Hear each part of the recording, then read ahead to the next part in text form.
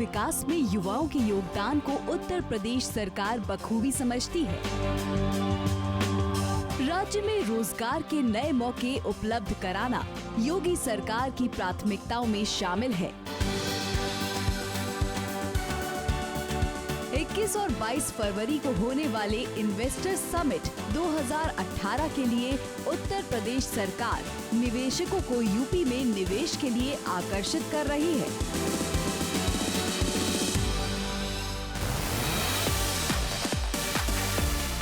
नोएडा में आयोजित SME express के खास कार्यक्रम में योगी सरकार ने व्यापारियों को उत्तर प्रदेश में निवेश की संभावनाओं के बारे में बताया।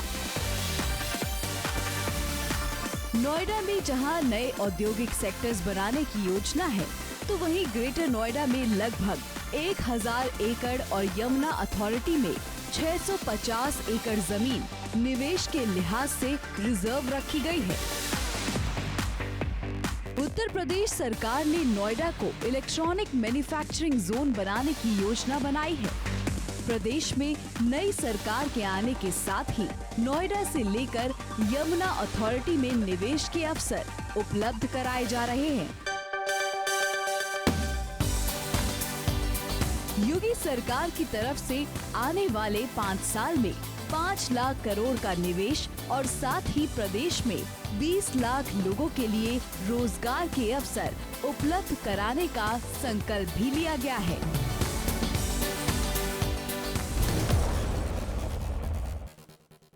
नमस्कार, जी बिजनेस की खास पेशकश SME एक्सप्रेस यूपी एडिशन में आपका स्वागत है। आने वाले दिनों में उत्तर प्रदेश में एक बड़ा इन्वेस्टर समिट होने जा रहा है। इसमें ब्रांड यूपी को बतौर इंडस्ट्रियल हब प्रमोट किया जाएगा। हम यूपी के प्रमुख इंडस्ट्रियल क्लस्टर्स का रुख कर रहे हैं, ये जानने और समझने के लिए कि जब कारोबार करने के तौर तरीके, बिजनेस डायनेमिक्स तेजी से बदल रहे हैं, तो ग्राउंड पर किस तरह का मूड है। हम आगरा, मुरादाबाद, मेरठ होते हुए अब नोएडा पहुंच चुके हैं।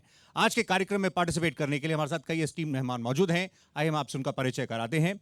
I am happy to welcome Adarsh Kumar ji, ED FDDI। साथ ही हमें ज्वाइन कर रहे हैं संजीव अस्थाना साहब, जो कि HR मामलों के जानकार हैं। हमारे साथ दिनेश अग्रवाल साहब हैं, जो कि फाउंडर हैं इंडिया मार्ट के, साथ ही ज्वाइन कर रहे हैं, कार्यक्रम में पार्टिसिपेट कर रहे हैं। विपिन कुमार मलन साहब, president Noida entrepreneurs association. Vipin साहब, पहले आप ही से हम समझना चाहेंगे, बदलाव हो रहे हैं और बहुत तेज स्पीड पर हो रहे हैं, कितना अडॉप्ट कर पा रहे हैं, कितना सेटल हो पाए हैं? समस्याएं ये हैं कि ऊपर के अधिकारी, ऊपर की हमारी केंद्र सरकार कोई भी पॉलिसी बनाती है, रियलिटी 1 साल के अंदर उसके परिणाम उस हिसाब से नहीं निकल के आ रहे। आपके प्लेटफॉर्म पर लार्ज प्रेजेंस है, SMEs की बहुत बड़ी संख्या है और पैन इंडिया है, टेक्नोलॉजी ड्रिवन है पूरा। आपका क्या असेसमेंट है?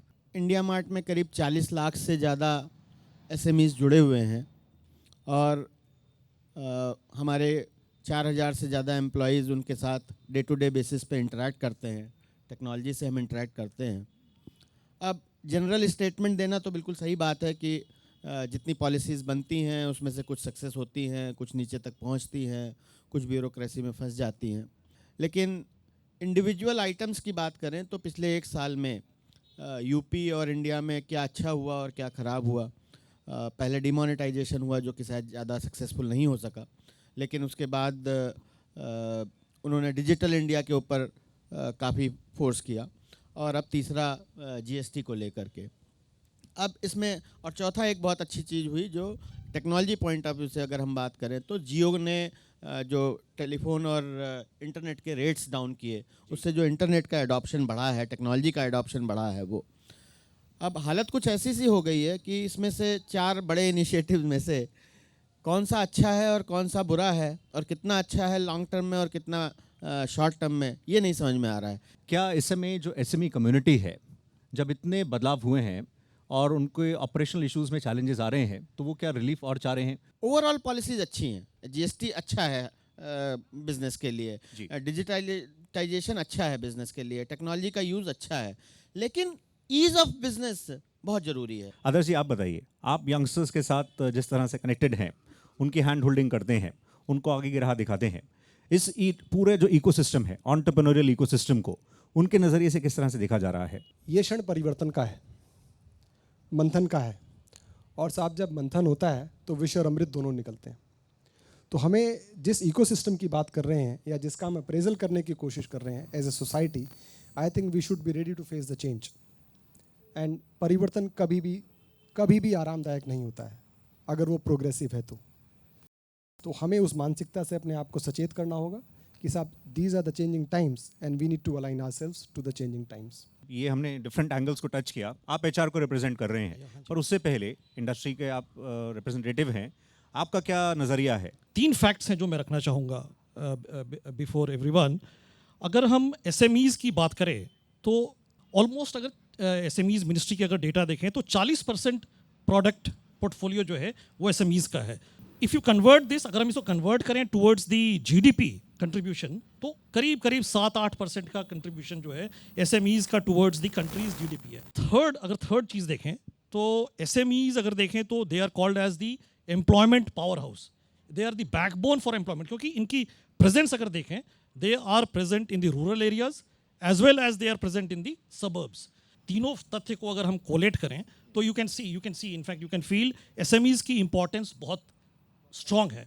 चेंजेस जो हो रहे हैं, because see SMEs are more prone to changes because of the structure, because of the limitations, because of issues relating to credits, funding, changes बहुत हैं यहाँ जी, पे। न्यू जॉब्स और यंगस्टर्स यहाँ पर हैं, उनको आप क्या बताना चाहेंगे? रियलिटी क्या है, क्या हो रहा है ग्राउंड पर? See, if you talk about reality में that is not coming out. Projects तो हैं, but there has to be a lot of hand holding by the government to ensure कि एक हमारे पास pool हो.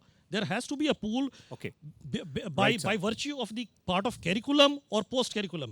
There has to be a pool जो कि, क्योंकि आप ये देखें SMEs में the biggest attrition is at the lower level. या कहीं भी किसी कौशल विकास केंद्र की बात करें, mandatorily they have to, as a part of curriculum or post curriculum, they have to be associated with the SME for some time. चुनौतियां ही मनुष्य का जो सबसे बढ़िया पहलू है वो उसी में निखर के आता है। If there are no challenges there is no growth. और in fact if I can see two standees around, छोटा उद्योग बड़ी छलांग, ये छोटा पैकेट है एसएमई का। In fact small is big. Small is big, and let me also say, small is beautiful. You compress the entirety in a microcosm, so that is the beauty of it. ये बात हो रही है main stream में आने की। ये जो बदलाव हो रहे हैं, इसमें मेन स्ट्रीम में आने में क्या चुनौतियां आ रही हैं और क्या फियर है? यहाँ का स्मॉल मीडियम एंटरप्रेन्योर क्या काम करेगा जब मैक्सिमम प्रोडक्ट सारे विदेशों से आने लग गए, चाइना से आने लग गए, उसके ऊपर अभी तक भी वो इम्पोर्ट ड्यूटी नहीं लगाई गई, उसके ऊपर अभी तक भी वो इम्पोर्ट ड्यूटी नहीं लगाई गई कि जिसका प्रोडक्ट यहाँ पर कॉस्टली पड़े और यहाँ के लोगों को कम से कम अपना काम करने का भी मिले और लोगों को रोजगार। विपिन साहब, एक बात ये बताइए सर, प्री जीएसटी रेजिम जो दिक्कतें थी और पोस्ट जीएसटी, कहाँ ज़्यादा परेशानियां हैं? जीएसटी आया है, बहुत अच्छी चीज़ है। आज नहीं, आफ्टर कुछ समय के बाद, 1 साल बाद, 2 साल बाद, हर एक उद्योगपति या एसएमई या बड़ा सब खुश होंगे इस चीज़ से। दिनेश साहब, आप मीनवाइल बताइए, मेक इन इंडिया हो या बाकी एस्पेक्ट्स, इसको आप किस रूप में देख रहे हैं? गवर्नमेंट और एसएमईज़ के सामने कई सारी चुनौतियां हैं। एक तो चुनौती है जो ईज़ ऑफ डूइंग बिजनेस के लिए जो स्टेप्स लिए जा रहे हैं, चाहे वो जीएसटी हो, अब उनकी इम्प्लीमेंटेशन कितनी इजी है, कितनी नहीं इजी है, वो एक प्रॉब्लम है। दूसरा, आईटी का इंफ्रास्ट्रक्चर कितना रेडी है। देखिए, पॉलिटिकल विल है चीज़ों को बदलने की, लेकिन ब्यूरोक्रेसी उसको किस रूप में ले रही है, क्योंकि उसके हाथ से चीज़ें छूट रही हैं धीरे धीरे। तो एक वो बहुत बड़ी चैलेंज है पॉलिटिक्स के सामने कि इसको कैसे हैंडल किया जाए। अब ईवे बिल भी फरवरी से जिस तरह से हो रहा है इंटरस्टेट के लिए, क्या कुछ किया जाए कि उसका रोल आउट एकदम स्मूथ हो? अभी क्या है, वो 10 किलोमीटर की अगर डिस्टेंस के लिए भी 50,000 रुपए का सामान जाना है, उसके लिए भी ईवे बिल की ज़रूरत है। Right, तो उसको अगर फेज्ड मैनर में करते हैं हम, कि पहले बड़े व्यापारियों के लिए साथ इसको टेस्ट कर लें, फिर उसके बाद छोटे मंझोले व्यापारियों पे लेके आएँ, ताकि आपका आईटी सिस्टम phased manner में हो। तैयार हो जाए और धीरे धीरे नीचे के व्यापारी भी उसमें शामिल हो जाए। आदर्श जी, आप बताएं, ये हम डिफरेंट एस्पेक्ट्स को तो टच कर रहे हैं, स्किलिंग बड़ा इंपॉर्टेंट है, जैसे हम देख रहे थे। जी। स्किल्स में किस तरह की और एफर्ट्स रिक्वायर्ड हैं? कि साहब, government has already taken number of steps. What is missing is the time lag, okay, because it is going to take time. Overnight वो इसको इम्प्लीमेंट नहीं कर सकते हैं। तो मुझे लगता है कि हम कौशल विकास के लिए, स्किल डेवलपमेंट के लिए, जैसा एफडीडीआई इंस्टीट्यूशंस हैं, स्टेट गवर्नमेंट के इंस्टीट्यूशंस हैं, हम लोग उनको और लार्ज स्केल पर, ज़्यादा मात्रा में, ज़्यादा बच्चों को शिक्षा दें। और मैं आपकी जानकारी के लिए बता दूं कि हम लोग ऑपरेटर ट्रेनिंग सेंटर्स ऑपरेट करते हैं तकरीबन 150 कैंपसेस के अलावा भी। वहाँ पर फुटवेयर से रिलेटेड क्लोजिंग और कटिंग में हम लोग तकरीबन लाखों लोगों को अब तक ट्रेनिंग प्रदान कर चुके हैं। इस बदलते दौर में एंटरप्रेन्योर्स को भी किस तरह से इंट्रोस्पेक्ट करना चाहिए और किस तरह से खुद को भी चेंज करना चाहिए इस चेंजिंग एनवायरनमेंट में, ग्रोथ के लिए नहीं, सर्वाइव करने के लिए भी और आगे बढ़ने के लिए? कन्फ्यूजन का स्टेज बहुत है। और अगर मैं देखूं प्लेटफॉर्म्स, फोरम्स, इसकी थोड़ी कमी है अभी। If you talk about SMEs, yes, हमारे पास अपॉर्चुनिटीज़ हैं अपने को शोकेस करने के लिए, हमारे पास एग्जीबिशंस हैं, हम कई एग्जीबिशंस में पार्टिसिपेट करते हैं, बट इंटरैक्टिव फोरम्स जो हैं, government at the central level और at the state level has to increase the interactive sessions और प्लेटफॉर्म्स जहाँ पे हम रियल ग्राउंड प्रॉब्लम्स को समझें।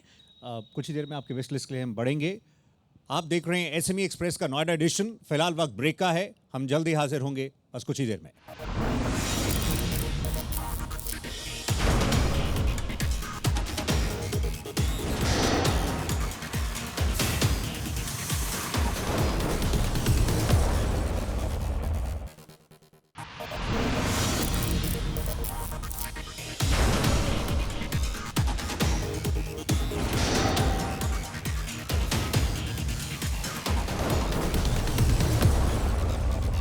Welcome back.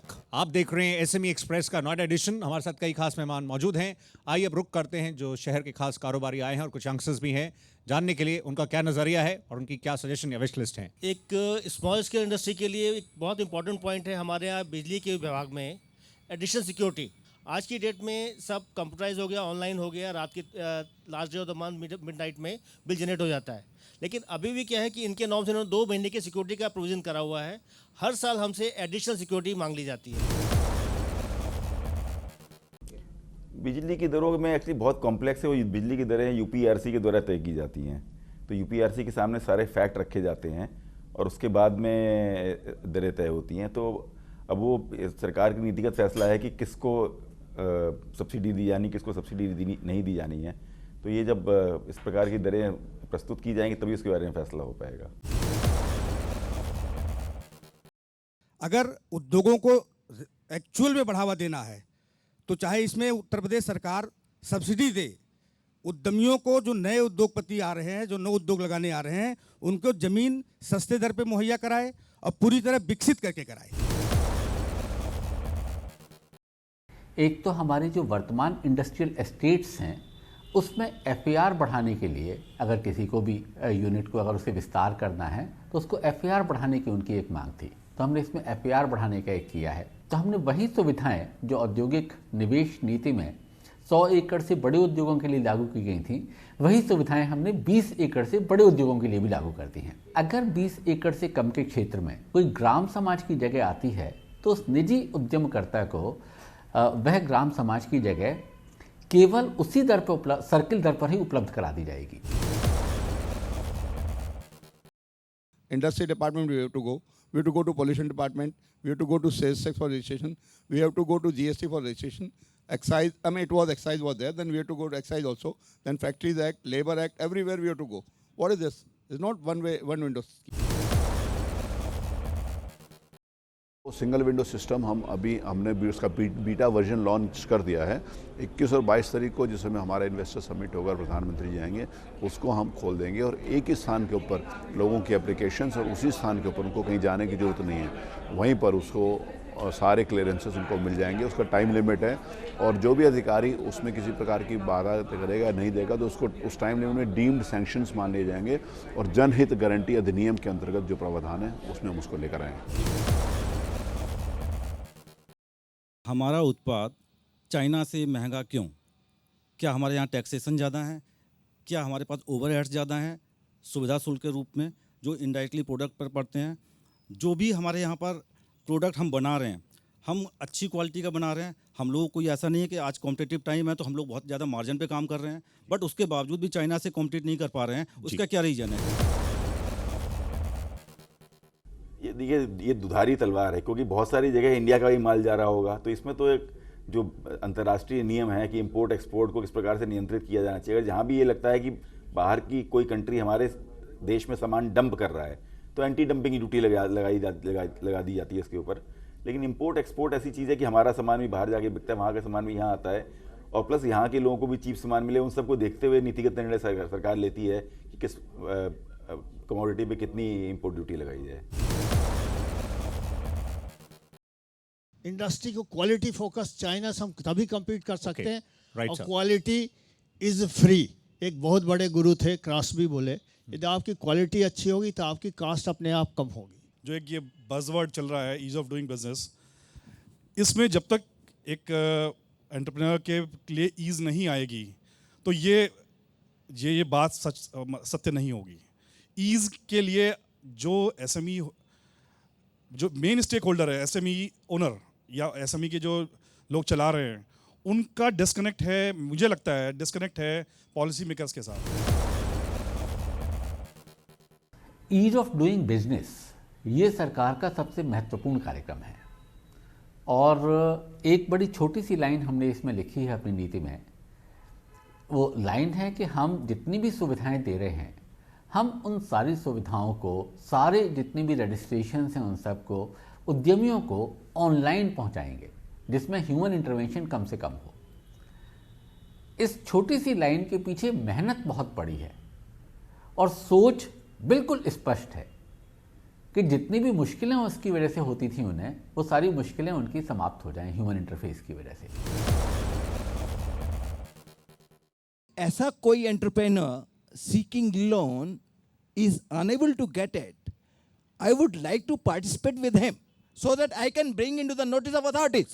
अगर हम स्किल्ड मैन पावर की बात करें, cost is always a constraint, क्योंकि हमारी साइज, एसएमईज की साइज अगर देखें, the ability to attract right skill is also there are limitations, because हम बजट्स के ऊपर काम करते हैं, हमारी बजट्स जो हैं वो लिमिटेड हैं and skill always has a cost. But because of these initiatives coming in, may be थोड़ा समय लगेगा, and again coming to the optimism और द पॉजिटिव साइड, आने वाले समय में अगर हम ऐसे ही प्लेटफॉर्म्स पे काम करें and if ministry, the SME ministry increases the interaction at different platforms and we have and flexible policies for SME separately, definitely skills के जो issues हैं। और एक क्वेश्चन था कि why don't we compete with China?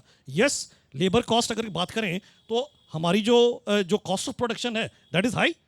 That's the reason why we are not able to compete with China. Government का सब लोग समर्थन कर रहे हैं कि बहुत अच्छी पॉलिसीज लाई जा रही हैं, लेकिन जो रूल्स लाए जा रहे हैं वो रूल्स ऐसे नहीं होने चाहिए कि जो आज बिजनेस हो रहा है वो कल बंद हो गया।